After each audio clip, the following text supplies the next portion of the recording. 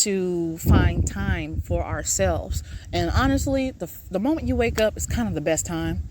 If you can start your day the way that it empowers you, and it's a loving, and it helps you to be more accepting of yourself, then go that way. Do that. If you feel better when you do it before you go to bed at night, do it then. But as where we are right now, if we want to progress and get through life, and as if we've been struggling, this is what we have to do. Like, this is what we have to do. And in doing this, guess what? Our children watch us. Our children watch us. They take everything in. Doesn't matter how old they are. Well, hold on. I think by the age of 7 and 8, their personality is officially set 7. Their personality is officially set by 7. But guess what? They still absorb. They keep absorbing until they consciously, they keep absorbing until that mind of theirs kind of just like clicks off from everything you've taught them.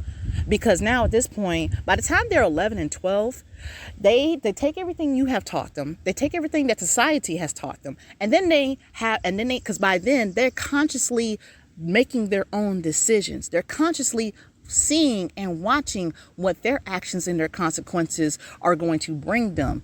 I kid you not. I have watched children, like, they've been taught a certain way. But by the time they get into their 12 and 13-year-old stage, they're just like, you know what? I know I learned this, but I'm going to still keep doing this just to see. Just to fucking see.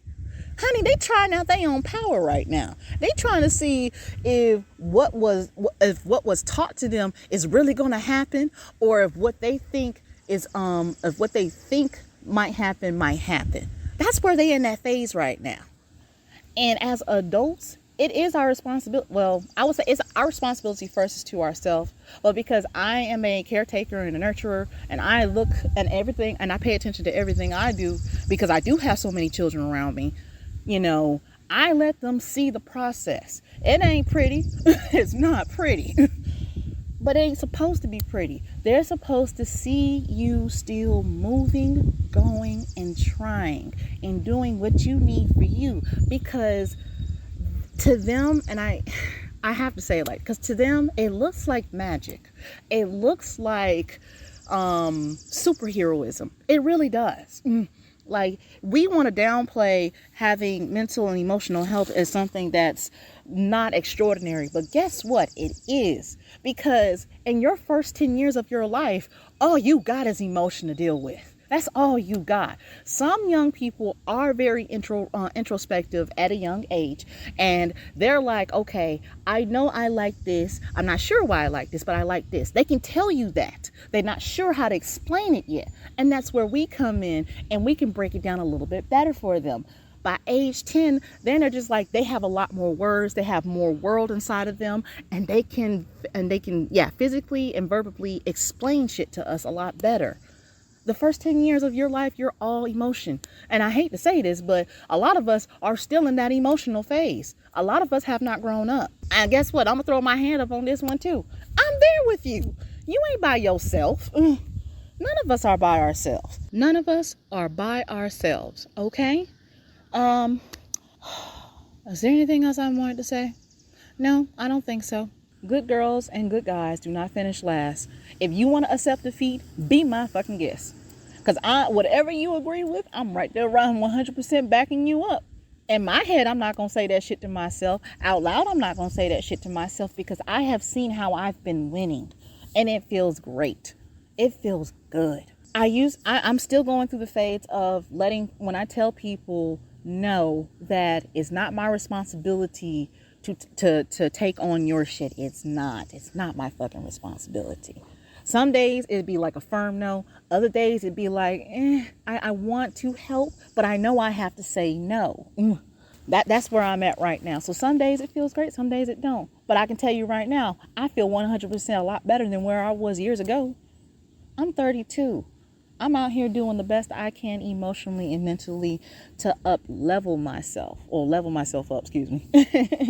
And I have watched where others either just kind of get stuck, or they know what they want, but they're too scared to go forward because they don't want to be seen as, they just don't want to be seen as a bitch ass nigga or a bitch ass woman. And truth be told, who are you living your life for? Please tell me. Who are you living your life for? Who feeds you? Who puts on your clothes? Who goes to your job and works for you? Please tell me. If you're an adult, that is. If you're a child, this is, we show them. But if you are over the age of 18 and have worked, please show me. Because at this point, you take care of yourself now. You do this. Our elders before us, they did the best they could. And I'm not throwing them under the bus for nothing. I love my elders. I love them very much. But when I see shit, I got to call it out. And you can't be afraid to call the shit out too. Does that make me hate and despise them? Does that make me resent and feel bitter towards them? Hell motherfucking no. Because guess what? That shit was handed to them too. It's a cycle. It's a whole ass cycle. And guess what?